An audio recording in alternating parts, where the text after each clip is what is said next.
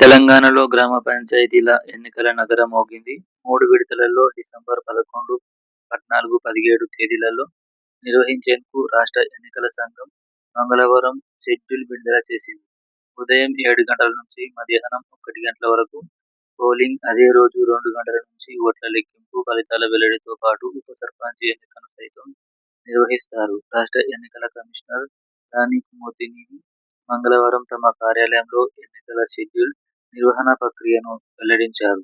ఎన్నికలకు సంబంధించి gazette notification కూడా విడుదల చేశారు.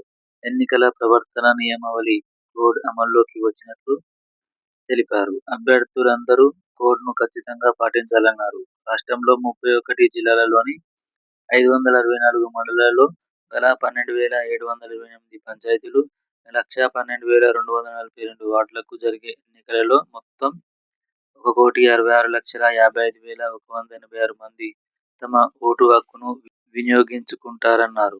బ్యాలెట్ పద్ధతిలో జరిగే ఈ ఎన్నికలలో నోటా కూడా ఉంటుందని చెప్పారు. ఎన్నికలు ఇలా: తొలి విడతలో నవంబర్ 27న సర్పంచ్, వార్డు సభ్యుల ఎన్నికలకు నోటిఫికేషన్ జారీ. నవంబర్ 27 నుంచి 29 వరకు నామినేషన్ల స్వీకరణ, 30న పరిశీలన. వీటిపై డిసెంబర్ 1న వినతుల స్వీకరణ, 2న పరిష్కారం, 3వ తేదీన నామినేషన్ల ఉపసంహరణ, అభ్యర్థుల జాబితా వెల్లడి.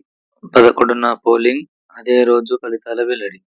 రెండో విడతకు నవంబర్ 30న నోటిఫికేషన్ జారీ. అదే రోజు నుంచి డిసెంబర్ 2 వరకు నామినేషన్ల స్వీకరణ, 3న పరిశీలన. వీటిపై వినతులకు 4న అవకాశం, 5న పరిష్కారం, 6వ తేదీన నామినేషన్ల ఉపసంహరణ, అభ్యర్థుల జాబితా వెల్లడి. 14న పోలింగ్, అదే రోజు ఫలితాల వెల్లడి. మూడో విడతకు డిసెంబర్ 3న నోటిఫికేషన్ జారీ. అదే రోజు నుంచి 5 వరకు నామినేషన్ల స్వీకరణ, 6న నామినేషన్ల పరిశీలన, 7న వినతుల స్వీకరణ, 8న పరిష్కారం, 9వ తేదీన నామినేషన్ల ఉపసంహరణ, అభ్యర్థుల జాబితా వెల్లడి. 17న పోలింగ్, అదే రోజున ఫలితాల వెల్లడి. ప్రతి విడతలో వార్డు సభ్యుల ఫలితాలు ప్రకటించిన వెంటనే 2018 తెలంగాణ పంచాయతీ చట్టం 15 క్లాజ్ 10 విభాగం మేరకు అదే రోజు ఉప సర్పంచ్ ఎన్నిక నిర్వహణ. ఎస్వీ ఛానల్ను లైక్ చేయండి, షేర్ చేయండి, సబ్స్క్రైబ్ చేయండి.